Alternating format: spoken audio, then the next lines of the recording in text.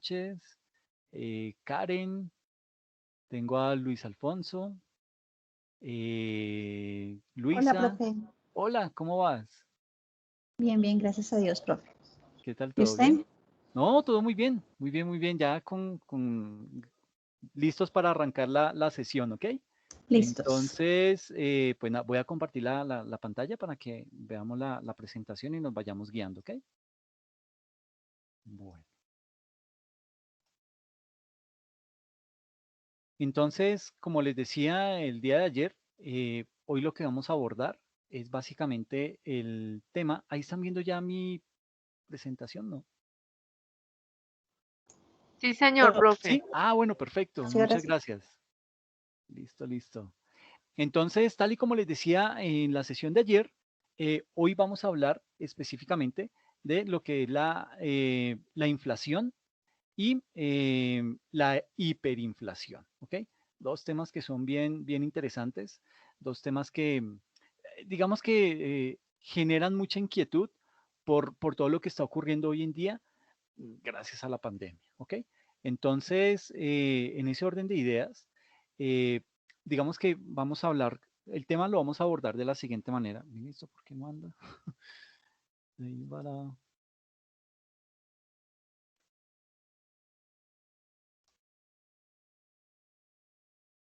Listo, listo, ya, ahora sí, casi que no arranca esta presentación. Entonces, digamos que el tema de la inflación y la hiperinflación, pues digamos que es un tema que es siempre sensible desde todo punto de vista. ¿Por qué? Porque es algo a lo que los gobiernos le apuntan con mucha preocupación para que no se les vaya a salir de las manos esos dos fenómenos económicos que se pueden presentar gracias a los mercados financieros. Entonces, desde ese punto de vista, digamos que hay algo que nos ha generado mucha intriga desde este punto de vista de la inflación y la hiperinflación, y es por qué no hemos visto una hiperinflación a pesar que Estados Unidos ha impreso más dinero que nunca durante el 2020 y a comienzos de este 2021, que en total vinieron a imprimir 3 billones, 3.2 billones de dólares. Y pues esa es una cantidad considerable que se la inyectan a una economía y pues básicamente uno queda como angustiado cuando ve esa cantidad de dinero circulando y uno dice, bueno, Estados Unidos se va a desbordar, Estados Unidos va a caer en ese tipo de situaciones y eso es lo que vamos a analizar el día de hoy, bueno, la noche de hoy. Entonces, bueno, pero digamos que antes de dar respuesta a por qué no hemos visto una hiperinflación a pesar de que Estados Unidos imprimió más dinero que nunca, pues digamos que tenemos que pasar a explicar varias cositas. Eh, digamos que en principio, pues esta presentación está organizada o está estructurada de la siguiente manera.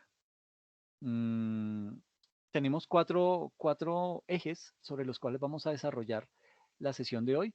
El primero de ellos es definir qué es la inflación y qué es la hiperinflación y cómo le pega a los mercados financieros. Cuáles son los casos de hiperinflación mundiales, cómo se crea el dinero, y esto es bien interesante que lo conozcamos entre todos porque existen varias, llamémosle triquiñuelas para crear ese dinero. Y lo último es, tenemos que hablar acerca de lo que es la política fiscal y monetaria. Entonces, desde estos cuatro ejes vamos a abordar hoy la sesión para digamos que abarcar lo que es este tema tan interesante y de tanta actualidad y que obviamente pues ha generado tanto, eh, no sé si pánico sea la palabra, pero como que la gente está a la expectativa, bueno, ¿cuándo se va a caer Estados Unidos? ¿Cuándo se va a salir la economía de control? Ok, entonces digamos que en ese orden de ideas, pues vamos a tener que hablar varias cositas. Entonces, lo primero es entrar a definir qué es la, miércoles, aquí se me pasó, perdón, qué es la inflación y qué es la hiperinflación. Entonces, digamos que, eh, bueno, aquí está. Entonces, por inflación se entiende que es el alza generalizada en los precios de los productos y servicios y es considerada por los economistas como un mal benigno. ¿Ok? Y tengan presente esa palabrita, mal benigno, porque pues vamos a mirar que de benigno no es que tenga nada, ¿ok? Muchos economistas lo consideran como un mal benigno que es progresivo e incluso es necesario, ¿ok? Que debe estar siempre bajo control por el gobierno. Ahora, cuando esta fuerza, cuando esa inflación, que es lenta pero constante, explota y se desborda, es ahí cuando recibe el nombre de hiperinflación, ¿ok? Y la hiperinflación es un fenómeno que acaba con los ahorros, acaba con el poder adquisitivo del dinero en una nación y vuelve al dinero inútil. Y ahí, pues vamos a tener que hablar desde varios aspectos, bueno, desde varios puntos de vista. Pero bueno, digamos que muchos países han sufrido esta situación de hiperinflación y por lo general se atañe básicamente al mal liderazgo, ¿ok? Ahora, pero digamos que un caldo de cultivo que es perfecto para una hiperinflación resulta ser una recesión económica. Y, y digamos que, bueno, a la par de esa recesión económica, que por lo general la primer medida para salir de esa recesión económica es imprimir billetes, ¿ok? Entonces, el peor caldo de cultivo que se puede llegar a dar para que se dé todo un escenario de hiperinflación es, por un lado, tener una recesión económica y es lo que estamos viviendo, ¿ok? Se viene dando desde el 2020. Y segundo, una excesiva oferta monetaria, que es básicamente lo que se ha venido dando en Estados Unidos con el ánimo de poder reactivar su economía. Y fue imprimir billetes para generarle una cuota a las personas que han quedado desempleadas y una cuota más o menos de unos $1.500 que les están pagando, con el objetivo de que estas personas se puedan seguir sosteniendo sin tener que acudir a buscar empleo, porque pues básicamente debido a la pandemia y con todo el encierro, pues la gente no puede salir a buscar trabajo. Entonces se crean esas políticas y por un lado, el distribuir esos recursos a través de las personas mediante una generación de un cheque o directamente consignándoles electrónicamente ese salario, entre comillas, de $1.500 en sus respectivas cuentas. Entonces, eso digamos que le facilita al gobierno ese tránsito o el abono de esos dineros. Pero por el otro lado están las pequeñas y las medianas empresas, que también a la par de las personas de las personas naturales que perdieron su trabajo, pues estas empresas también se fueron a la quiebra. O la que no se ha ido a la quiebra está ahí como dicen las mamás, está chapaleando para poderse sostener, para poder flotar, pero en cualquier momento puede venir una catástrofe y pues acaba con esas empresas. Entonces, hacia ellos también se inyectaron los recursos. Entonces, un panorama muy similar a Colombia, ¿no? Igualito. Pero bueno, digamos que el tema allá en Estados Unidos lo hicieron de esa forma y digamos que ha funcionado, ¿sí? Digamos que no se ha visto tanta crisis. Lo que sí es que se ha visto una contracción de la economía. ¿Por qué? Porque la persona que por X o Y motivo perdió su empleo, entonces ahora está recibiendo un salario de unos $1.500 y él sabe que con eso no se puede ir a cine, bueno, primero porque están cerrados, pero digamos que tiene que empezar a cohibirse de algunos gustos como eh, ir de paseo, ¿sí? Comprar ropa, ese tipo de cosas, digamos que ellos ya se empiezan a contraer y pues por ende, pues la economía también se empieza a contraer, ¿ok? Ahora, eh, digamos que pues para todo este tema de ese caldo de cultivo que se genera en un país es básicamente, pues por un lado lo que es una recesión económica y por el otro tener una excesiva monetaria y pues Estados Unidos y muchos países más estamos atravesando esa condición y se debe en muchos casos para, digamos que tratar de reactivar lo que es la economía, que pues para nadie es un secreto que se ha visto muy golpeada por todo este tema de la pandemia. ¿Ok? Entonces, en el año 2020, el gobierno de los Estados Unidos, el Congreso de los Estados Unidos y la Reserva Federal, esta tripleta, eh, entre ellos tres autorizaron la mayor impresión de dinero en su historia. ¿Ok? Y eso lo hicieron en el 2020, imprimieron 2.700.000 dólares y ahorita, tan pronto llegó Biden, decidió imprimir otros 900 millones de dólares para inyectarlos a la economía y posiblemente viene otra impresión de dinero más o menos a mitad de año. Entonces, ellos, pues, estos tres fueron los que tomaron la decisión de imprimir esa cantidad de dinero, pero entonces, con ese panorama, con lo que hemos hablado, ¿será que estos tres se equivocaron? ¿Será que tomaron una mala decisión? ¿O será que Estados Unidos, siendo la primera economía del mundo, está al borde de un proceso hiperinflacionario por toda esa cantidad de dinero? Digamos que esta es una situación que nos tiene que preocupar a todos, aún sin tener que estar viviendo en Estados Unidos ni de pronto tener un salario en dólares, pero nos tiene que preocupar. ¿Por qué? Porque es un hecho que nuestras economías nacionales basan muchas de las decisiones que toman en esa economía, en la economía de Estados Unidos, en la primera economía del mundo. Entonces, en ese orden de ideas, vamos a ver lo que fueron los casos de hiperinflación mundiales, cuáles han sido esos casos más sonados y a qué llevó a esos países, ¿sí?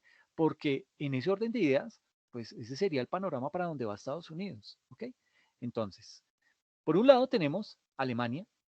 Alemania en la época de 1921 a 1923, en ese par de años, pues digamos que ahí había acabado la Primera Guerra Mundial.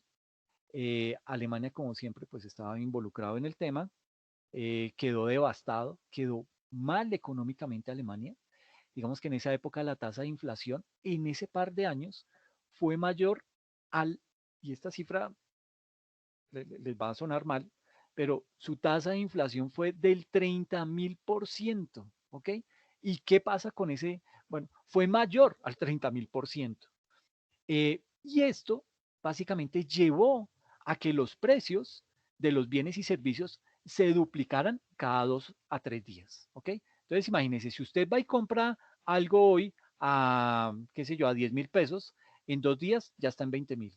Y en otros 2 días, es decir, en una semana, fácilmente el precio se cuadruplicó, ¿ok? Eso es a lo que lleva un proceso inflacionario. Ahora, debido a eso, ay, perdón, el, el precio del marco alemán, que es la moneda de esa época en Alemania, se vino abajo y pues obviamente el gobierno implementó unos ajustes impositivos. ¿Qué tipo de ajustes implementó el gobierno?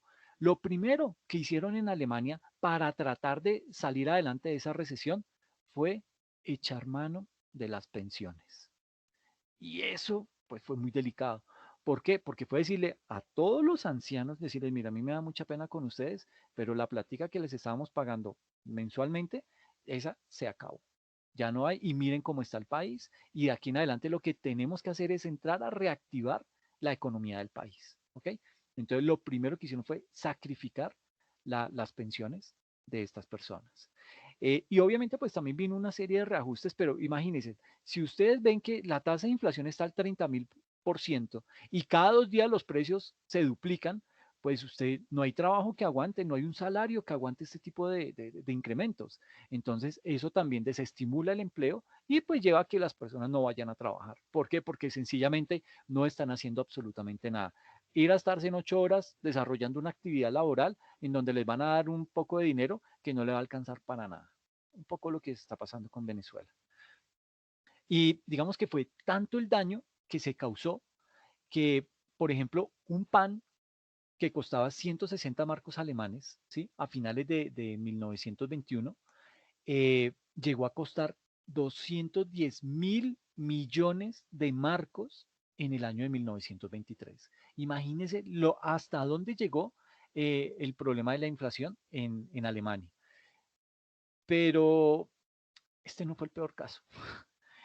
Fue el primero, pero el peor caso, bueno, el precio del marco alemán se vino al piso y hubo que implementar ajustes impositivos y lo primero fue echar mano de las pensiones de los adultos mayores, ¿ok?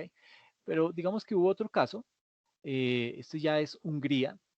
Hungría entre el año de 1945 a 1946, este fue considerado el peor caso de hiperinflación en la historia, ya que la tasa de inflación fue de 4.19 cuatrillones por ciento. Yo no sé cómo se escribe, pero eso suena escandaloso. Y el tema es que ahí, con esas cifras, imagínense, los precios de los bienes, si el de Alemania se duplicaba cada 2 o 3 días, aquí en Hungría se duplicaba cada 8 horas. ¿Ok? Entonces, si usted iba y compraba pan ahorita, compraba pan, el pan del desayuno, y va por la noche a comprar el pan, ese pan de 500, ya ahorita le cuesta en la noche 1000. Entonces, parta de ahí todo lo que puede llegar a pasar. ¿Ok?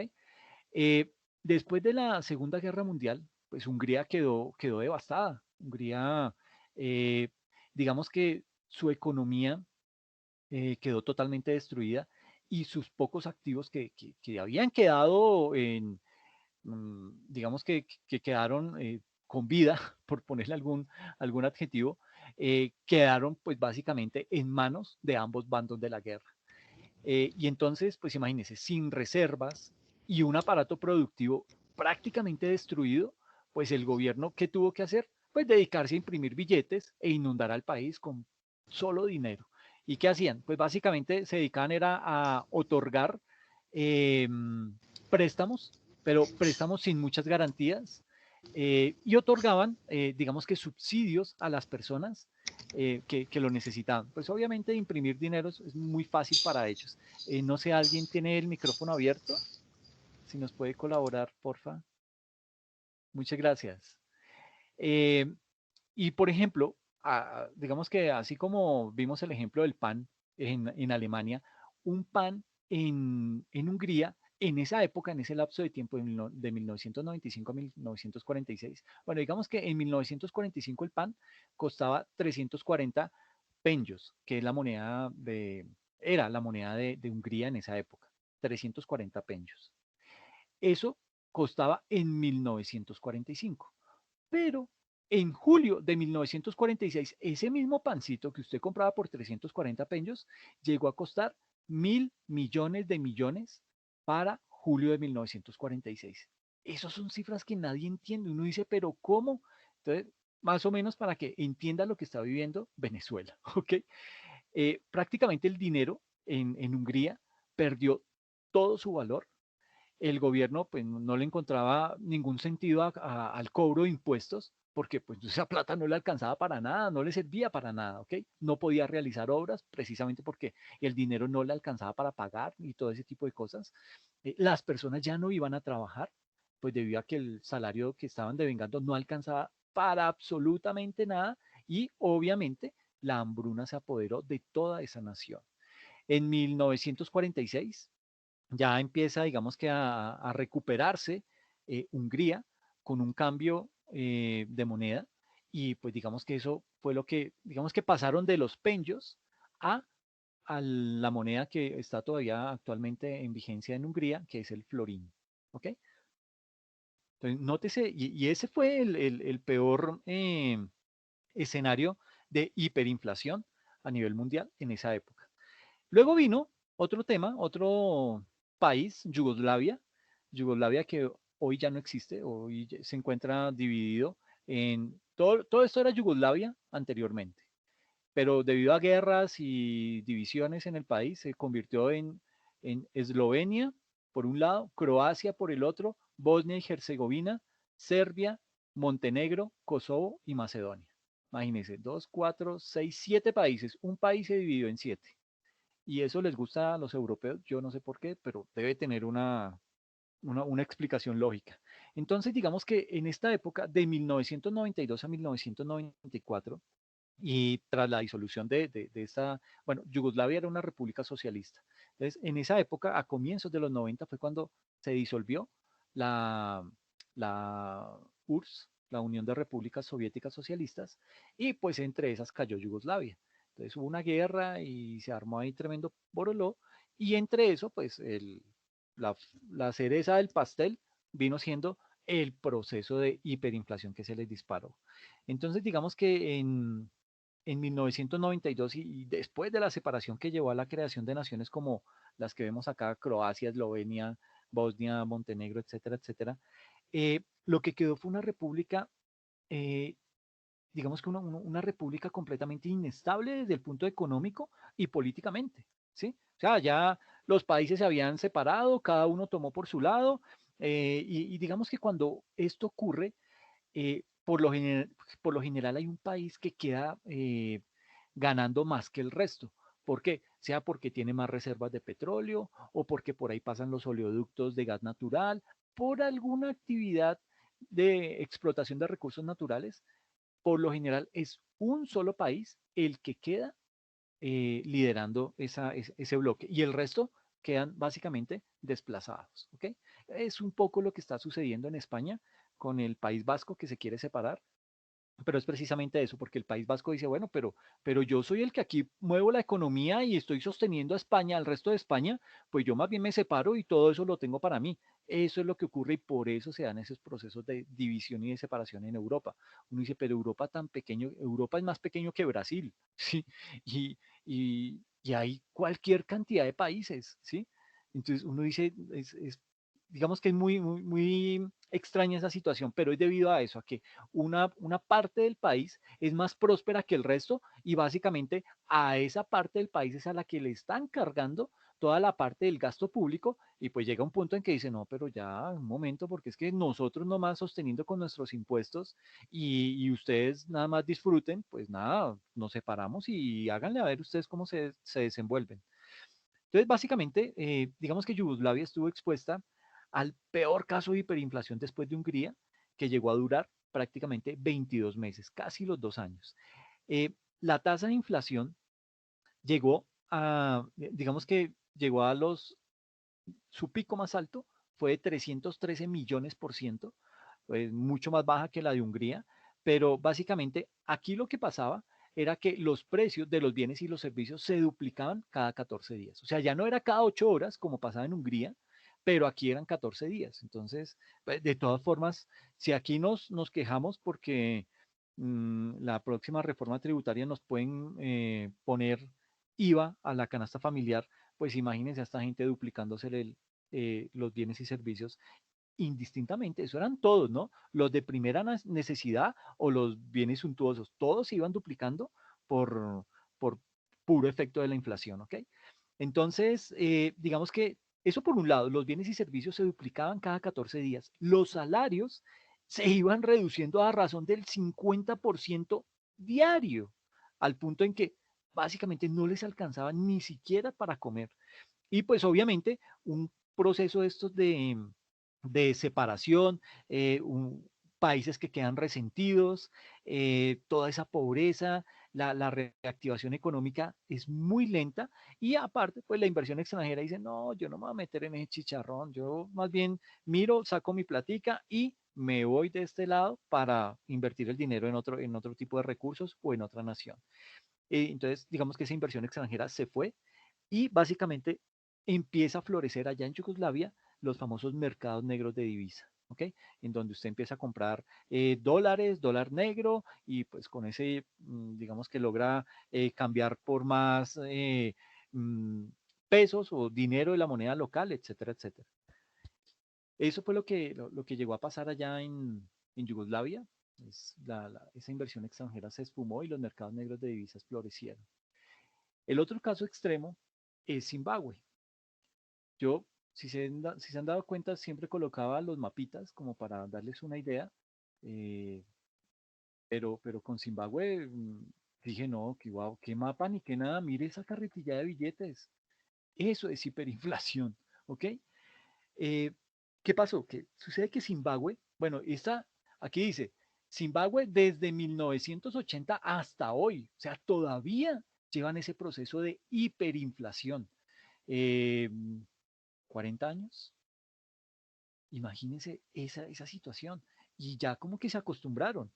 ¿Qué pasa? Zimbabue era una colonia de la Gran Bretaña y cuando se separó por allá en 1980, digamos que esa separación dio paso a una nueva profesión, los políticos populistas, ¿sí? Que básicamente esos políticos populistas lo que hacen es lo que sea para mantenerse en el poder. Y es difícil medir el grado de hiperinflación en esta nación, ya que digamos que el gobierno dejó de emitir cifras oficiales desde hace mucho tiempo. Digamos que se tienen unos registros por allá del año 2008, en donde digamos que se registró el punto más alto de inflación, que vino siendo de un 89.7 mil de millones por ciento. ¿Ok? Eh, digamos que este es bueno, Zimbabue es un país agobiado por el populismo. Eh, Ese populismo, digamos que lo que hace es que trata de brindar subsidios y cosas gratis a la población, darles como caramelo, ¿ok? Y esto, pues, lo que hace es que agrava aún más el problema. ¿Por qué? Porque se le suma un gran déficit fiscal, ¿ok? ¿Por qué? Porque está, fuera de que el dinero no alcanza para nada, el gobierno está subsidiando muchos bienes para la población y pues obviamente el hueco fiscal que se está generando es muy grande. Vuelvo y digo, y no sé si hay alguien aquí de Venezuela, pero es un poco lo que pasó con Venezuela. Cuando llegó Chávez al gobierno populista, pues este señor empezó a diestra y siniestra a incrementar el salario mínimo, a, a nacionalizar empresas, y cuando este tipo de gobiernos nacionaliza empresas, lo que hace es que las acaba. ¿Por qué? Porque el gobierno no sabe manejar las empresas que ya, digamos que para eso tienen unos gerentes, para eso hay todo una fuerza laboral y un capital que son los que mueven esa empresa, y si llega alguien con pleno desconocimiento, pues lo que va a hacer es acabar la empresa. Entonces acaba ese sector productivo, y al acabar el sector productivo, pues no se van a seguir produciendo más bienes y servicios, y pues ahí sí que, así usted podrá tener la plata que quiera, pero si en el país no están produciendo los bienes y servicios que se necesitan, los mínimos que se requieren, pues no le sirve de nada. Entonces es cuando empieza la gente a salir de esos países. ¿Ok? Digamos que desde mediados de los años 90, el gobierno de Zimbabue lo que hizo fue dedicarse a eso, a confiscar industrias y granjas que eran manejadas por los blancos para entregársela a sus comunas, digamos que entregársela a esos bloques de comunidades que eran afines con el gobierno. Y digamos que esas personas, pues por su falta de experticia, ¿qué hicieron? Pues llevaron a la quiebra a estas empresas, y eso pues básicamente generó una fuerte escasez de bienes y servicios en ese país. Pues no está por demás decir que la banca colapsó, ¿sí? Y la imprenta de billetes no se ha detenido todavía, ¿sí? Digamos que para el año 2018 la inflación ya superaba el 675%, y uno dice, bueno, pues pasaron de 89.7 mil de millones a 675, pues han hecho algo, ¿sí? Pero de todas formas, esto es escandaloso. Para la época, esto es muy escandaloso. Entonces, digamos que eh, por décadas los habitantes de Zimbabue, digamos que ya se acostumbraron a vivir en esa carencia de servicios públicos, en esa escasez de combustible y obviamente en esa escasez de alimentos. Aunque el gobierno empezó a generar el rumor con que la hiperinflación había desaparecido en Zimbabue, y eso lo hizo por allá en el año 2018, pues la inflación básicamente eh, se ha notado que ha caído, pero sigue de todas formas disparadísimo. Y esto, ustedes nada más googleen hiperinflación en Zimbabue y va a ver que toda la gente anda con este mundo de billetes. Eso es real. ¿Por qué? Porque Zimbabue se dedicó a generar, a imprimir y a imprimir y a imprimir billetes a diestra y siniestra, como si no hubiera mañana, y pues obviamente esto está generando ese tipo de problemas. Eso con nuestros amigos de Zimbabue, pero tenemos que llegar a Venezuela. Desde el año 2013 hasta hoy. ¿Qué ha pasado en Venezuela? Digamos que con la posesión de su amigo Nicolás Maduro, eh, han tenido que lidiar todos los venezolanos con una inflación de 1.6 millones por ciento, ¿ok? Mm, y digamos que desde el año 2018, el gobierno de Nicolás Maduro ha dejado de publicar cifras, es decir, a hoy no se sabe si esa cifra ha disminuido o por el contrario ha aumentado. Sin embargo, el Banco Central de Venezuela logró estimar que la inflación entre el año 2016 y 2019 fue de 53.8 millones por ciento. O sea, eso no tiene ninguna presentación. O sea, si esto fue para comienzos del 2013, imagínense entre estos 3 años, llegó a 53.8 millón por ciento. Está totalmente disparada la inflación allá. Sucede que durante el último mandato de Hugo Chávez, pues como les contaba ahorita, Hugo Chávez expropió muchas empresas, ¿sí? Y eran empresas productivas que pues al momento en que las expropia y las toma el gobierno, Eso lo que pasa es que dejan de operar, ¿sí? Y eso obviamente pasa lo que pasó en Zimbabue. Viene escasez productiva, escasez laboral y escasez obviamente de alimentos. Y esto lo que hizo fue que la hiperinflación eh, se disparara y provocara que el salario de los venezolanos cayera a precios irrisorios, ¿sí? Y para subsanar esto, el gobierno ¿qué hizo? Pues le entregó dádivas a sus pobladores en bolívares equivalentes al 1 o 1.5 dólares al mes, ¿ok? O sea, ¿eso para qué le sirve a la gente? Una cantidad exagerada de bolívares para que la gente que haga con eso, si en realidad no le va a alcanzar para nada.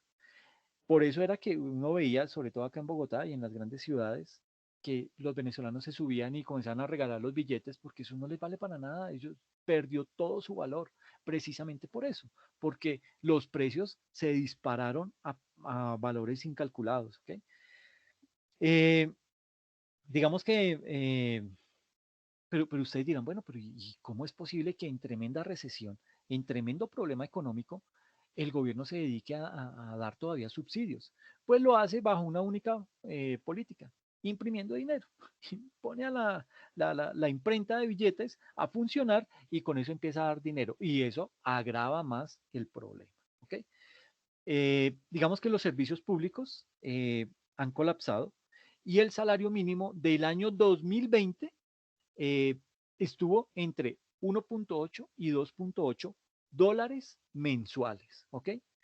Y esto pues obviamente, ¿qué hizo? Pues disparó un éxodo masivo de venezolanos, llegándose a considerar por parte de la ACNUR como la emigración más grande de personas en el hemisferio occidental de la historia. Grave, grave tener esa etiqueta, ¿no? Pero llegamos al caso que nos interesa. Estados Unidos, abril de 2020. ¿Qué pasó? Plena pandemia, los muertos subiendo como espuma en Estados Unidos, porque su amigo Trump, pues no creía en el coronavirus, él decía que eso no existía y que, pues nada, vayan a trabajar, trabajen vagos. Entonces, obviamente esto agravó el problema, ¿sí? Digamos que de manos de la Reserva Federal de Estados Unidos, que es el Banco Central, es el Banco de la República allá en Estados Unidos y se llama Reserva Federal, digamos que el agregado monetario nacional pasó de 4 trillones de dólares en marzo de 2020 a 6.7 trillones al cierre del año. Entonces ahí se ve que hubo una impresión de más de 2.7 trillones, que convirtiéndolos a lo que para nosotros son millones o billones, estos 2.7 trillones se convierten en 2.7 billones de dólares. ¿Ok? Digamos que en 9 meses se generó más dinero que en el último siglo. Y todo esto producto de la crisis sanitaria. Pero, ¿de dónde salió todo ese dinero si no hubo recortes presupuestales, no hubo creación de nuevos impuestos, no hubo nada de eso? ¿De dónde salió el dinero? Pues todo viene de la misma fuente que alimenta los mayores procesos de hiperinflación en el mundo, que es la impresión de dinero. Pero digamos que en Estados Unidos le han llamado a esto, le pusieron un nombre muy elegante, le llaman flexibilización cuantitativa. ¿Ok? Eh, palabras más o palabras menos, esa flexibilización cuantitativa consiste en lo siguiente. Y aquí pues damos paso a meternos directamente en el tema que se llama cómo se crea el dinero. ¿Por qué? Porque vamos a hablar de la flexibilización eh, la flexibilización cuantitativa y el impacto que tiene en la creación de dinero. ¿Ok? Entonces, digamos que hay tres formas de crear dinero. La primera es por medio de los bancos centrales. ¿Ok? Los bancos centrales, pues obviamente, no es que ellos tomen la decisión y digan, ay, me levanté con ganas de ir a imprimir hoy billetes, entonces, no, eso surge de una orden del gobierno nacional que ha sido estudiada precisamente por el Banco Central y que se ajusta a la política monetaria con el objetivo de tomar la decisión y decir, ok, vamos a imprimir más billetes porque lo necesitamos. No es la única decisión que toma el Banco Central. El Banco Central básicamente lo que hace es, digamos que él crea todo lo que es la política monetaria y la política fiscal y la vigila, ¿ok? Pero entre eso, pues está también el autorizar a la Casa de la Moneda para que imprima billetes en el momento que se necesite. Entonces, ¿qué pasa? Pues básicamente, de esas tres formas que existen para crear dinero, los bancos centrales son una de esas formas. Pero básicamente estos bancos centrales solamente imprimen aproximadamente el 5%, o han impreso el 5% del dinero que hoy circula en un país. Bueno, que circula en Colombia. ¿Ok? Básicamente, pues, digamos que ese porcentaje es muy bajo. ¿Sí? Uno dice, bueno, y el otro 95%, ¿quién lo imprime? Pues quedan dos actores. El siguiente actor son los famosos y nuestros amigos, los bancos comerciales, que no sirven sino para enriquecerse ellos mismos. ¿Ok? Eh, ¿Qué hacen? Pues básicamente, un banco comercial, eh, digamos que ellos crean dinero mediante préstamos, préstamos que utilizamos nosotros, el pueblo, como para poder comprar una casa, ¿sí? Un apartamento, para poder comprar un carro, para poder pagar la universidad del hijo, en fin, todo eso, digamos que como personas necesitamos del crédito y pues esa es una de las maneras que tiene los bancos comerciales para crear dinero, ¿ok? Lo hacen por medio de esos préstamos que nos dan, préstamos que nos otorgan mediante el cumplimiento de unos requisitos y también ahí caen lo que son las tarjetas de crédito. Básicamente, los bancos comerciales crean cerca del 80% del dinero y lo hacen todo digitalmente. O sea, no tienen que ir a pedirle permiso al gobierno o a la banca central, no, ellos son autónomos y comienzan a crear esos préstamos y es así como ellos le inyectan el 80% del dinero que está circulando hoy en día en un país. ¿Ok? Los bancos, básicamente, ¿qué es lo que hacen? Usan la deuda para introducir su dinero que acaban de crear ellos mismos en una economía. ¿Ok? Entonces, nótese esto, señor. Bancos centrales, el 5%. Los bancos comerciales, el 80%. Y el otro 15%, pues lo hace nuestra famosa flexibilización cuantitativa. ¿Qué es esa flexibilización cuantitativa? Digamos que esa flexibilización cuantitativa no es más que la creación masiva de dinero, pero dinero electrónico. O sea, de la misma manera que lo crean los bancos comerciales, así se crea por medio de esta famosa flexibilización cuantitativa. Pero tiene un poquito más de protocolo. Digamos que eh, digamos que crean ese dinero de manera electrónica eh, y lo hacen los bancos centrales sin garantía, ¿sí? No, sin ningún respaldo. Anteriormente, ¿cómo se hacía la impresión de dinero? Se hacía tomando como base las reservas de oro que tenía un país. Y eso pues le decía, bueno, usted tiene con qué respaldar esa emisión de billetes, hágale tranquilo, con confianza. Y empezaron los bancos centrales a imprimir esa cantidad de dinero. Pero ¿qué pasa? Que por allá en 1971, nuestro amigo, ¿cómo se llama el presidente que destituyeron en Estados Unidos? Nixon. eh, este señor Nixon, y se le ocurrió la gran idea de decir, pero ¿qué vamos a poner a depender del oro y las reservas? Y no, eso no nos pongamos a fijarnos en eso. ¿Cuál es la economía más fuerte del mundo? La norteamericana. ¿Y cuál es la moneda más fuerte del mundo? El dólar americano. Entonces, que ese sea el respaldo. Entonces, con base en la cantidad de dólares que usted tenga como país, usted puede llegar a imprimir más plática que necesite y no hay ningún problema. No le vamos a pedir oro ni no se ponga con esas bobadas. Estamos aquí entre amigos, hágale y sacamos eso.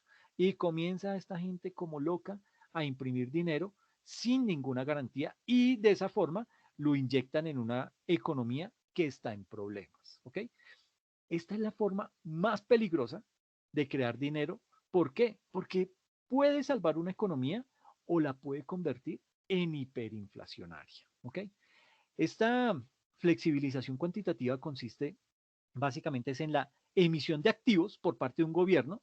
Entonces, ¿qué emite el gobierno? El gobierno emite bonos del Estado, ¿sí? Y lo que hace, en este caso la Reserva Federal, que es el Banco Central, dice, no, chiqui, emite eso que yo te los compro, no hay ningún problema. Pues para eso estamos, somos amigos. Entonces comienza este señor gobierno, en especial el gobierno de los Estados Unidos, a emitir bonos del Estado y obviamente pues un bono del Estado y sobre todo de los Estados Unidos, pues es de mucha garantía. ¿Por qué?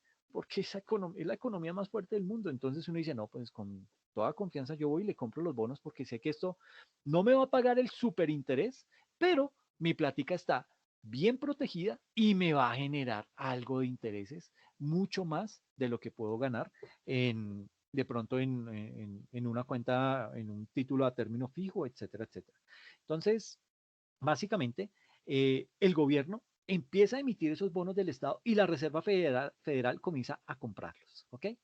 Eh, y de esta forma, pues digamos que esos bancos centrales, eh, de una o de otra manera, eh, digamos que empiezan a generar ese dinero, empiezan a emitir más dinero para poder comprar esos activos que está vendiendo el gobierno, ¿ok? Ahora, esta práctica de flexibilización cuantitativa la han venido utilizando países como Japón, en donde, y oigan bien esta cifra, el balance del Banco Central de Japón es más grande que todo el PIB japonés. ¿Y por qué? Si ese es un banco central, ¿cómo va a ser más rico que el mismo país? Sucede que ese banco central japonés es poseedor de más del 80% de su mercado de valores y gracias a la flexibilización cuantitativa lo llevó a ese Banco Central a convertirse en el mayor accionista de más de 1.400 empresas que cotizan en bolsa en Japón. Eso es lo que se conoce, esa es una, hablábamos ahorita acerca de que Hugo Chávez llegó y nacionalizó empresas y las acabó y acabó con la producción y el empleo y el Bolívar, etcétera, etcétera. Pero esto es también una nacionalización silenciosa que se hace de manera legal, una nacionalización que se hace de manera muy elegante. ¿Por qué? Porque es que el que me está comprando las acciones, el que está apoderándose de mi empresa, es ni más ni menos que el Banco Central. O sea, yo no le estoy dando esto a cualquiera, es el Banco Central. Y está llegando a ese punto. Porque Japón está sumido en una crisis económica desde aproximadamente el año 85. Yo ya les había contado esto, sí, creo que sí, ¿cierto? De la reunión que hicieron en el hotel, se me fue el nombre de ese hotel ahorita, el Hotel Plaza en Nueva York. Ay, perdón, Luis, cuéntanos. Sí, profe, qué pena, buenas noches. No, dale, ¿cómo estás? Gracias. Usted nos dijo ahorita que los bancos comerciales eran autónomos, ¿sí? Pero no hay ninguna entidad que los regule en cuanto a la impresión del dinero, porque pues si el 80% es más que los bancos centrales y la flexibilidad cuantitativa. Pues mira, lo que pasa es que básicamente lo regula y obviamente pues tiene unos entes que regulan a estos bancos, que es la Superintendencia Financiera. Obviamente el Banco de la República a través de su política monetaria y fiscal regula los bancos. El Ministerio de Hacienda regula los bancos. Pero lo que pasa es que digamos que cuando los bancos tienen mucho, bueno, es decir, sin meternos con que tienen mucho capital o están bollantes o son solventes, independientemente de eso, usted ve que de pronto un mecanismo que tiene la economía nacional para reactivarse es bajar la tasa de interés. Entonces, cuando usted baja la tasa de interés, lo que pasa es que o sea, inmediatamente las empresas y las personas naturales nos volcamos al sector financiero para decir, uy, hermano, este es el momento para pedir el préstamo y comprar otro apartamento o comprar esa finca que siempre hemos querido o invirtamos en una bodega para montar una empresa y empieza usted a hacer ese tipo de planes precisamente porque el Banco Central que crea las políticas y es uno de los entes reguladores de los bancos comerciales, pues tan es regulador que le pide un encaje bancario eh, de forma semanal a los bancos comerciales para que depositen en su cuenta corriente que cada banco comercial debe tener en el Banco de la República, allá depositan ese encaje bancario y es un encaje bancario que pues prácticamente el Banco de la República es el que lo administra. ¿Ok? Entonces, cuando las tasas de interés bajan, pues obviamente eso es darle carta blanca a los bancos comerciales para que abran cualquier cantidad de líneas de crédito. Y para ellos es fácil, porque ellos no están imprimiendo dinero, esto es dinero que se crea digitalmente. ¿Cómo? Usted llega solicita su crédito, a los 2 días le dicen, don Alexander, qué bueno, usted es muy de buenas, mire, le salió el préstamo, pues con una tasita de interés un poquito más elevadita, pero vamos a poner a mirar esos detalles. Entonces, bien, usted ya tiene la plata para que vaya y compre esa casa, vaya y compre, y monte la empresa que usted ha querido toda su vida, hágale que para eso estamos, para ayudarle y respaldarlo. De esa forma, con el simple hecho de bajar las tasas de interés, esta gente empieza a crear nuevo dinero y lo empieza a inyectar directamente en las cuentas de las personas que están adquiriendo los créditos o en las cuentas de las personas a las cuales el banco, por medio de haber aprobado ese crédito, le empieza a girar a esas otras entidades para que esta persona pueda adquirir el bien que acaba de comprar. Entonces, digamos que es una forma muy sutil que se tiene para crear eso. Y eso prácticamente fue lo que hizo Estados Unidos con este tema de la pandemia. No tuvo que ir a imprimir billetes, simplemente a los bancos lo que hacen es que le dicen, mire, vamos vamos a emitir una gran cantidad de bonos del Estado, entonces, señor Reserva Federal o señor Banco de la República, para ponerlo en Colombia, usted cómpreme eso. Entonces, ¿qué hace? Le compra esos recursos y comienza el señor Estado a pagarle unos intereses a a este banco, a esta Reserva Federal. Con que puede que sean unos intereses muy bajos, pero de todas formas, eso es dinero que el banco no tenía, eso es dinero que le empieza a entrar al banco y que el banco de una u otra forma va a inyectar en la economía y ahí se empieza a ver más circulación de dinero. ¿Ok? Entonces, para responderte la pregunta, Luis, básicamente sí, sí son entidades vigiladas y reguladas, pero que, y sobre todo en países como el nuestro, en donde pues todo el tema de gobernabilidad se rige por el que está mandando realmente, que es Sarmiento Angulo, pues digamos que es bien difícil de controlar y casi que ceden a los gustos que esta persona tenga o a los deseos que quiera suplir. ¿Por qué? Porque pues fue la persona que pagó más de la mitad de la campaña, el hoy presidente. Aparte de eso, pues le han dado todos los contratos para que logre desarrollar eh, toda la parte de la infraestructura en Colombia, que uno dice, bueno, pero ¿y este man de dónde? Si se no sabe de ingeniería civil, pues ahí tiene lo que hace la plata. Entonces, se caen los puentes y no pasa nada, tranquilo, para eso estamos, somos amigos, usted me ayuda y yo lo ayudo. Entonces, digamos que es un sector bien complejo, un sector que tiene mucho poder y mucha injerencia en la economía de un país, no solamente de Colombia, esto es de todos los países. ¿Ok? ¿Por qué? Porque si un banco empieza a tener problemas, de una vez es el señor Estado el que se mete la plata y va y le inyecta recursos y lo saca a flote. Si es que quiere, ¿ok? Porque también se han dado casos en donde no quiere y pues se hace loco y lo deja que se hunda. Pero básicamente es eso, Luis. Son esos temas que de manera sutil bajan las tasas de interés y eso lleva a que se genere ese tipo de dinero. Cuéntanos, Luis. Sí, que pena otra preguntita, profe. Tranquilo. Desde la antigüedad se han ido como la teoría o los mitos de que el país es rico por la gran cantidad de oro que tiene, ¿sí? Sí. Que cuando el país no tiene gran cantidad de oro, pues no es como poder, no sé si es poderoso o es rico como tal en lo que tienen los recursos.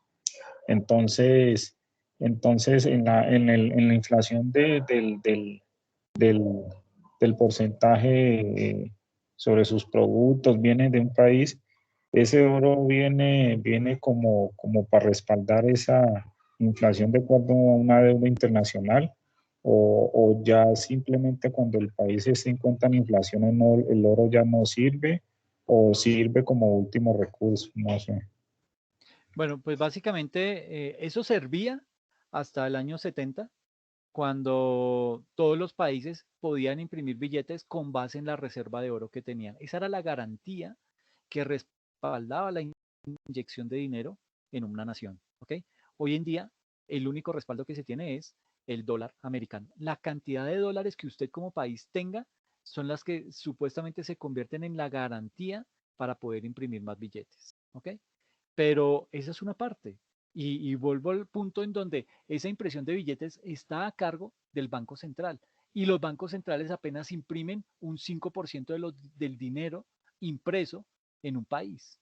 Entonces, digamos que el resto viene por estas vías, sobre todo por los bancos comerciales y una pequeña parte que se está empezando a popularizar porque como le está funcionando a Estados Unidos, uno dice, ah, no, pero es que mire, y estos manes callados y no habían dicho nada. No, hagamos lo mismo. Y digamos que para allá va la presentación, para decirles, bueno, exactamente, Estados Unidos se dio el lujo de crear 3.2 billones de dólares de la nada, con unos bonos que emitió el gobierno, su amigo Trump y su ahora nuevo amigo Biden. Ellos han impreso ese dinero, le han dado la orden para crear ese dinero vía flexibilización cuantitativa a la banca central. ¿Y cómo lo hicieron? Por medio de bonos. Dicen, yo voy a emitir unos bonos, usted, amigo mío, cómpreme esos bonos y empezamos a crear dinero de esa forma. ¿Ok? Eh, entonces, ¿qué pasó? Continuar con el tema e irnos metiendo más en el desenlace de esta telenovela. Digamos que esa flexibilización cuantitativa es la que ha llevado al Banco Central Suizo a convertirse en un importante accionista en empresas norteamericanas, empresas como Apple, como Microsoft, como Google o como Amazon, por un total de 94.000 millones de dólares hasta mediados del año 2019.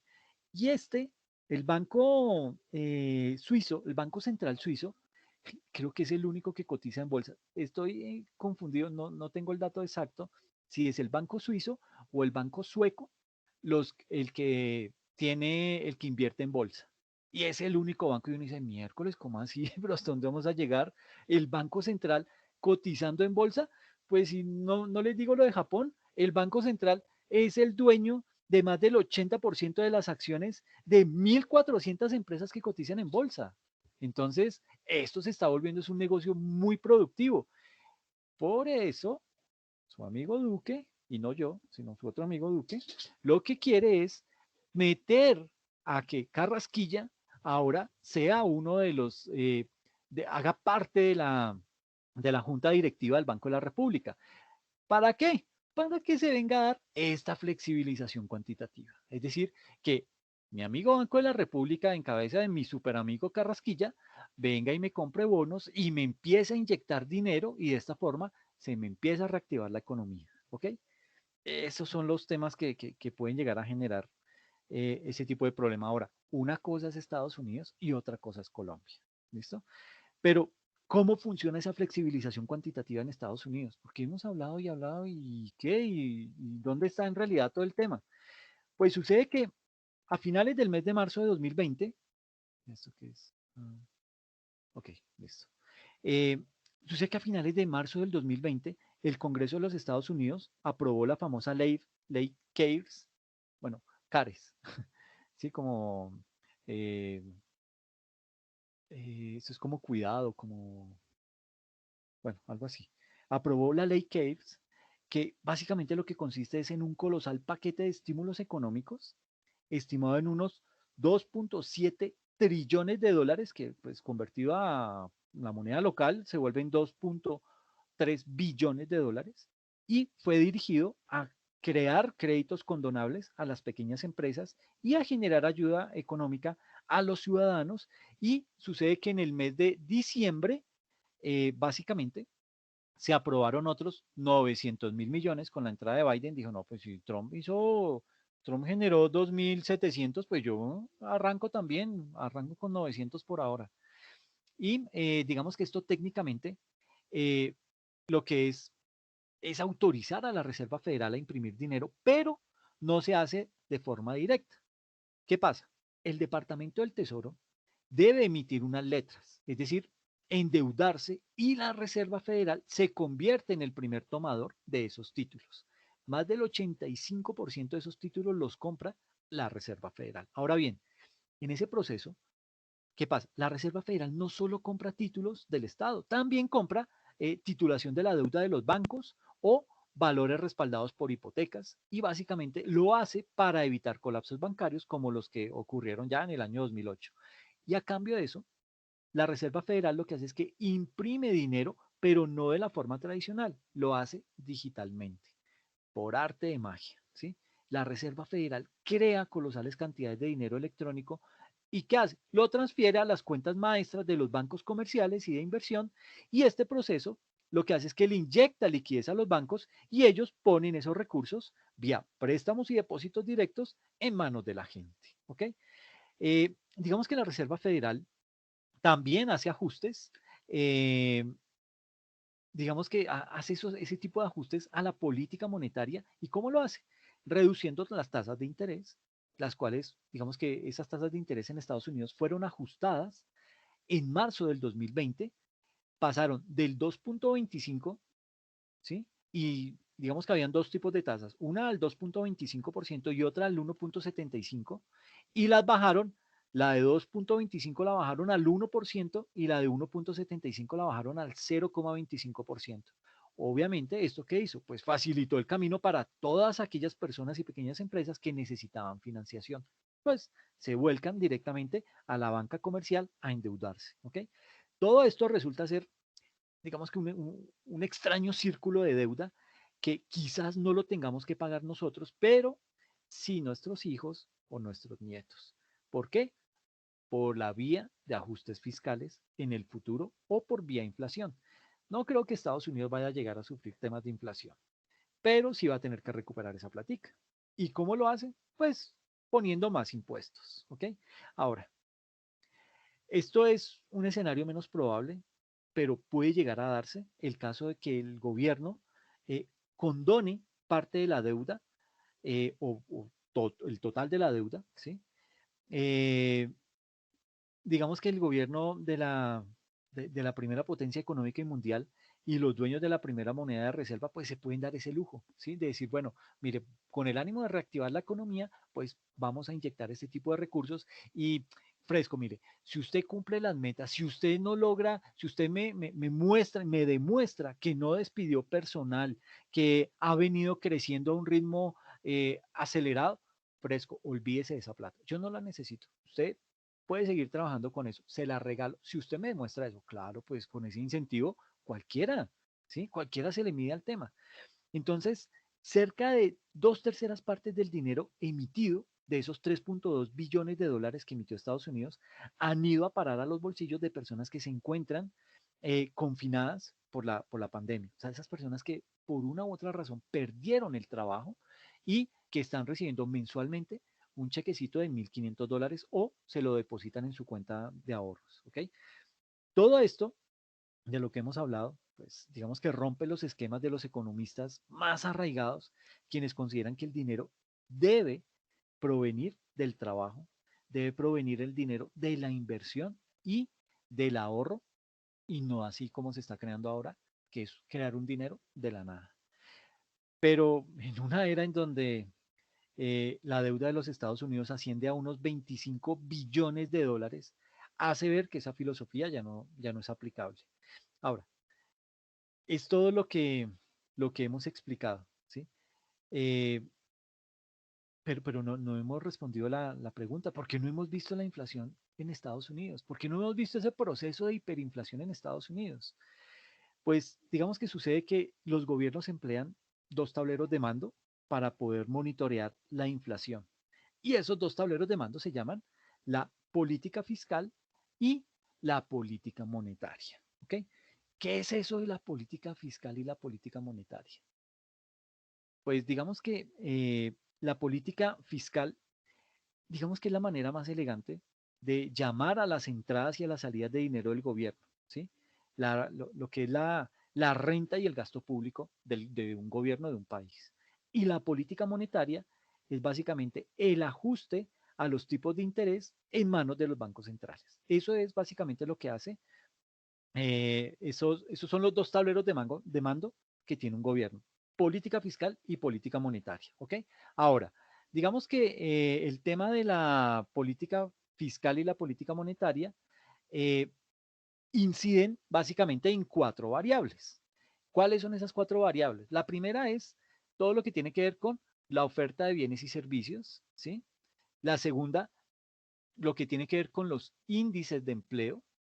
La tercera, lo que abarca la famosa oferta monetaria. Y en cuarto lugar, la velocidad del dinero. ¿Ok? Estas variables juegan un papel de controladores de la inflación. Y lo vamos a ver en detalle. ¿Qué es eso de la oferta de bienes y servicios? Vamos entonces ubicados en esta parte, ¿no? Oferta de bienes y servicios. Pues básicamente, digamos que en una economía plenamente activa, esa economía va a ofrecer más bienes y servicios y esto hace que los precios bajen, ¿sí? ¿Por qué? Porque hay sobreoferta. Entonces, hay muchas personas demandando esos bienes y entonces eso hace que esos bienes y servicios bajen. Lo que no sucede en una economía estancada, que es en la que estamos hoy en día, ¿no? En donde hay muchas empresas cerradas y esto básicamente lo que hace es que reduce la oferta y pues al haber menos oferta, eso dispara los precios y esto es lo que se conoce como la inflación impulsada por costos. Y es el peor tipo de inflación. ¿Por qué? Eh, digamos que esa inflación impulsada por costos es el sinónimo de una economía empobrecida en la que los consumidores desesperados tienen que gastar una mayor cantidad de sus salarios en una oferta insuficiente de bienes y servicios esenciales. Eso desde el punto de vista de esa oferta de bienes y servicios. Entonces, digamos que ese es un mecanismo para controlar esa inflación. ¿Ok? Segundo, los índices de empleo. Partamos del hecho que un desempleo del 0%, y ustedes van a decir, pero este man, ¿por qué dice eso? Créanme que es cierto. Es muy dañino para una economía el que no exista desempleo. El que, digamos que precisamente por eso no hay país que tenga 0% de nivel de desempleo. No existe. ¿Por qué? Porque eso deteriora la economía. ¿Sí? El mundo, digamos que tiene, ¿cómo lo explico? Imagínese usted si todo el mundo tiene un empleo formal, si todo el mundo tiene un empleo que es bien pagado, eso representa una fuerte barrera de entrada al emprendimiento. ¿Ok? Cualquier persona que desee emprender va a ver imposible pagar los salarios o digamos que de entrada empezar a pagar salarios muy altos, tratar de competir con esos otros empleos muy bien pagos. Entonces, digamos que este tipo de emprendimientos van a verse estancados por ese tipo de situación, ¿ok?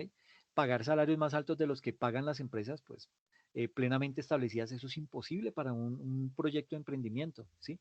Las empresas, digamos que cuando existe 0% de desempleo, ¿a qué lleva? A que las empresas tengan que luchar entre ellas, digamos que para poder robarse el personal de otras empresas. ¿Y cómo se lo roban? Con paquetes prestacionales más atractivos, con salarios que se harían extremadamente altos, solo por la falta de oferta en el mercado laboral y ese sería un alto costo que habría que trasladar a los productos y el resultado se llama eh, inflación no acelerada por desempleo. ¿Ok? Entonces, digamos que son temas que son bien relevantes y que cada uno tiene su pro y su contra. Pero en una economía, así como se habla de que en una economía el subir el salario mínimo a porcentajes exorbitantes es malo, pues también es muy malo para una economía tener un nivel de desempleo de cero. ¿Ok? Obviamente en esta época eso no se va a dar, pero digamos que es para dejarlo claro. Hoy en día en Estados Unidos, bueno, desde el mes de marzo de 2020, hay cifras de desempleo récord, lo que tiene obviamente un efecto deflacionista en la economía. Hoy en día, las personas están dispuestas a aceptar cualquier tipo de trabajo e incluso con modalidades pagadas muy por debajo del estándar y esto repercute en que, pues sucede que al no haber los mismos niveles de ingreso, pues no se tiene recursos para gastar como en tiempos normales y obviamente esto pues afecta el consumo de bienes y servicios. Y con el objetivo de poder contraatacar estos flagelos, pues buena parte del comercio, ¿qué hace? Pues se ve obligado a lanzar ofertas de productos, descuentos, rebajas, para poder incentivar el poco consumo Y eso es otra fuerza que contrae a la inflación, evita que se vaya a generar ese efecto inflacionario. ¿Ok? El tercer aspecto es la oferta monetaria. La oferta monetaria, sí es cierto, se ha disparado, ha hecho sin precedentes. Eh, digamos que hay más dinero en manos de una población en una economía estancada. Eso prácticamente es la causa de un fenómeno económico conocido como la estanflación. ¿Ok? ¿Qué es la estanflación? Pues no es más que la inflación con caída del PIB, con caída del Producto Interno Bruto. Eso es estanflación. ¿Ok? Eh, digamos que eso, pues no, lo que, lo que sea, digamos que esa estanflación no se ha desatado por la ayuda de la cuarta variable, que ya la vamos a hablar. Bueno, la cuarta variable es la velocidad del dinero. ¿Ok? Entonces, pero estamos ubicados aquí en la oferta monetaria. Entonces, digamos que esa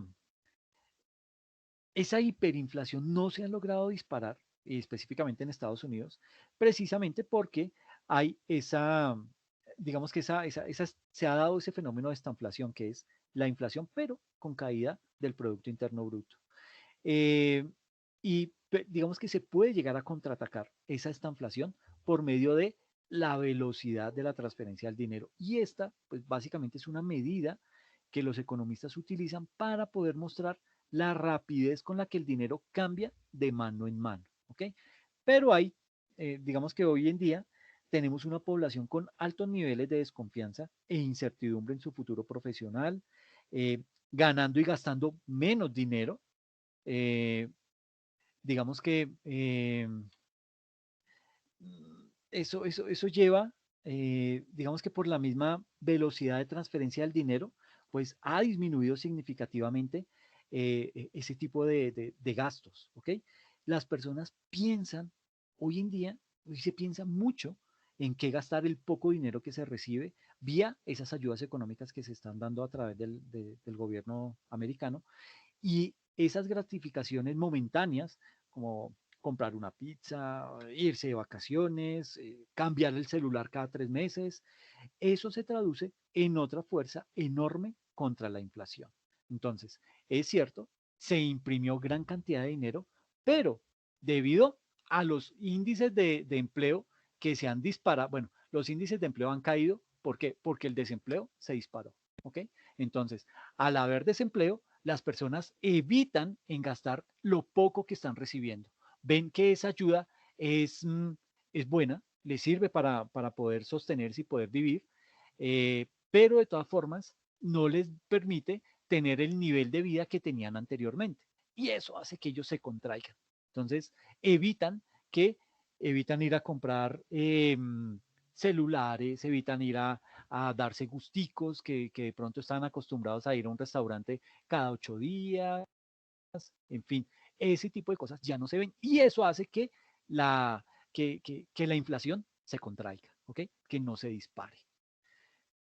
Eh, hay otros aspectos, entonces digamos que estos son los 4 aspectos que evitan, vía política fiscal y monetaria, que se active esa hiperinflación en Estados Unidos, ¿ok? Hay otros 2 temas, 2 términos que son bien, que vale la pena considerar, que son por un lado la métrica del índice de precios al consumidor y por el otro lo que es la confianza en el sistema. Digamos que la primera, la métrica del índice de precios al consumidor, esa métrica toma en cuenta rubros de consumo básicos y en lo que las personas están gastando o invirtiendo su dinero en sectores no amparados por el índice de precios al consumidor. Y digamos que no en vano, tenemos fenómenos como la burbuja del mercado de valores y el llamado rally del Bitcoin, por lo que digamos que esa inflación se ha trasladado más a esos sectores, a mercados del Bitcoin, a, a ese tipo de mercado de valores en donde tienden a transarse más acciones, bonos, títulos de deuda, etcétera, etcétera, con el objetivo de empezar a inyectar ese capital en las grandes empresas que también están atravesando por situaciones específicamente difíciles, ¿ok? Entonces, digamos que ahora, el hecho que muchos de esos recursos se vayan o se trasladen a mercados como el Bitcoin o como los mercados de valores, pues sucede que esas fuerzas alcistas y bajistas, o sea, esas volatilidades que se ven en esos mercados, eso ayuda a contraer la inflación. ¿Listo? Por eso se mantiene, digamos, llamémoslo como que se mantiene en un frágil equilibrio. ¿Ok? Pero viene un segundo aspecto, que es la confianza en el sistema. ¿Ok? Y esto es de lo más importante y con esto cerramos. ¿Por qué? Porque sucede que el dólar ha sido, y créame, seguirá siendo la primera moneda de reserva en el mundo. Digamos que buena parte de los países del mundo tienen su reserva en dólares, con excepción de su amigo de China y su amigo de Rusia. Ellos no tienen reservas en dólares. Obviamente porque, pues, ¿cómo le van a patrocinar ese a su peor enemigo? Pero sucede que el expresidente, y escuchen bien esto, el expresidente de la Reserva Federal, Alan Greenspan, declaró años atrás que Estados Unidos puede pagar cualquier deuda que tenga porque siempre podemos imprimir dinero para hacer eso. Así que hay cero probabilidad de incumplimiento. Ahora, no todos los países podemos llegar a hacer eso. Imprimir dinero para pagar nuestras deudas o para respaldarlas.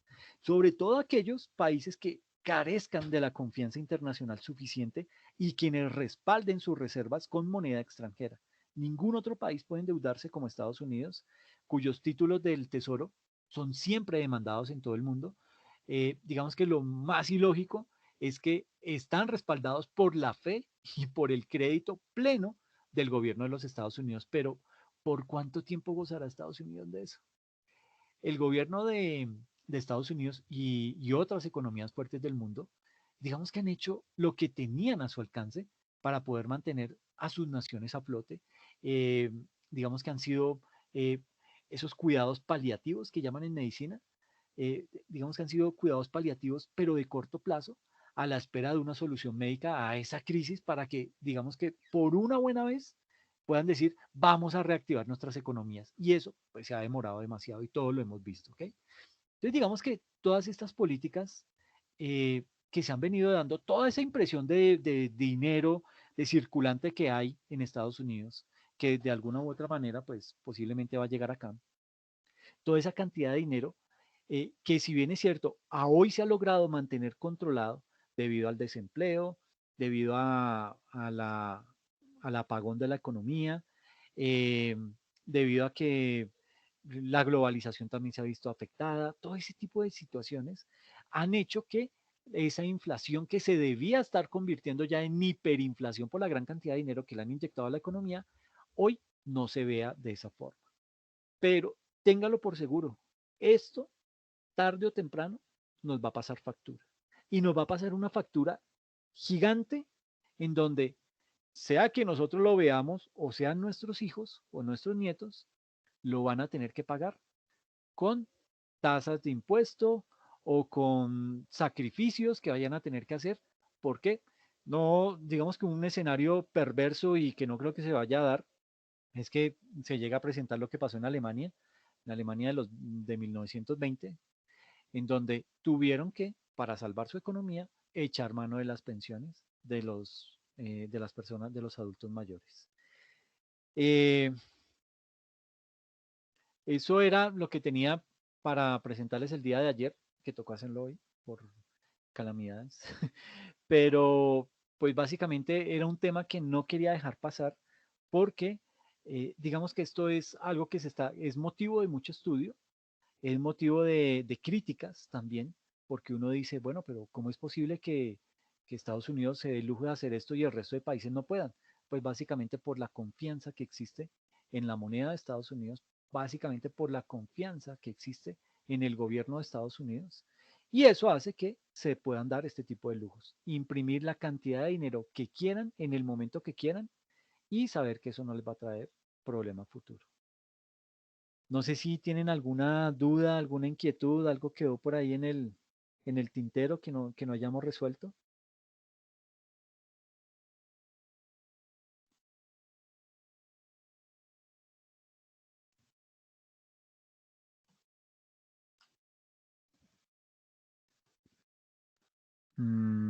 ¿Todo bien o los dormí?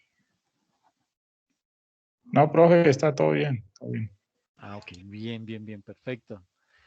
Listo, pues si no hay preguntas, pues entonces nada, los dejo que vayan a descansar. Cuéntame, José. ¿Me escucha, profe? Perfecto. Perdóneme, profe, yo no soy de esta asignatura, sino es que en la anterior para la asesoría entré, creo que el profe no me escuchaba y cuando volví a ingresar ya estaban en esta clase y me dijo, pues ya van a interrumpirles. Oh, qué bien, muchas gracias, José. Sí, profe, qué pena. Gracias. No, qué pena tener que esperarte a todo este Profe, tema. chévere, hasta escuché una parte, qué interesante.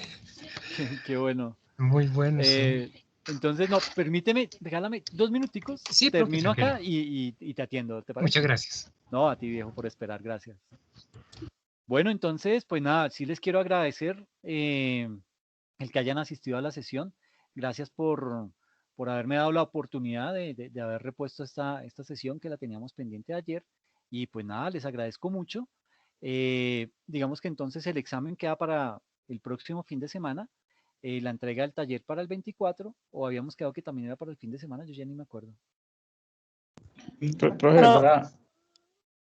disculpe, ¿el examen era para mañana o quedó para No, el 24? ayer para el fin habíamos, de semana. ayer acordamos que iba a quedar para el próximo fin de semana, no para este, sino para el siguiente. Ah, listo, no, gracias. Profe, todo quedó para el fin de semana, todo. Y percibo una sonrisa. Sí, está como muy rara. Sí. Ay, no, en serio, tú dijiste que sí, ayer dijiste que sí, que todo para el fin de semana. Pues inicialmente habíamos dicho que solo el parcial. Y después todos pues hablamos y tú dijiste, ay, no, pues entonces todo queda para el fin de semana.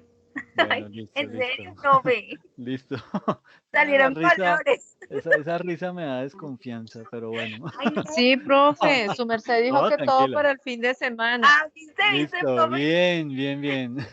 Ya hágale, Sí, no, profe, ya que. de una. Listo, entonces para... Profe, Cuéntame. profe, ¿será que el examen desde cuándo lo habilita? Desde el sábado. Va a quedar Profe, sábado y domingo.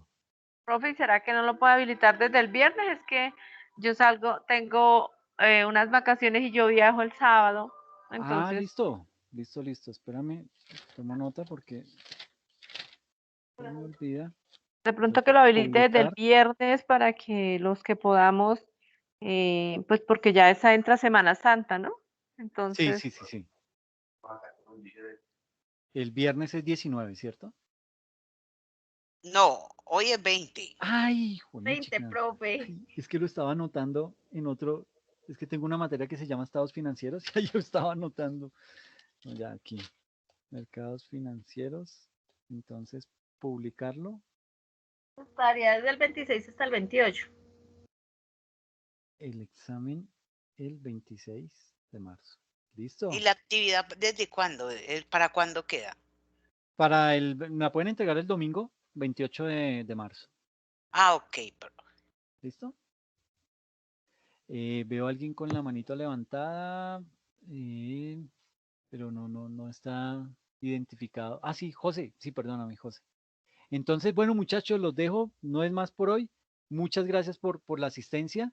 Y pues nada, nos vemos en 8 días. Bueno, el próximo viernes. Listo, profe, igualmente. Que pase Bueno, un buen cuídense día. mucho. Cuídate, gracias. Gracias, que les No, vaya muy profe, bien. gracias. A ustedes, gracias, profe. Buenas noches. Feliz fin de Ok. semana. Gracias, lo mismo para ustedes. Cuídense. Bueno, José, ahora sí, hermano, cuéntame, viejo, discúlpame. No, profe, gracias por atenderme. No, para nada. Es que soy de normas internacionales. Sí, señor, sí. Entonces, sobre el taller que también tenemos para el miércoles.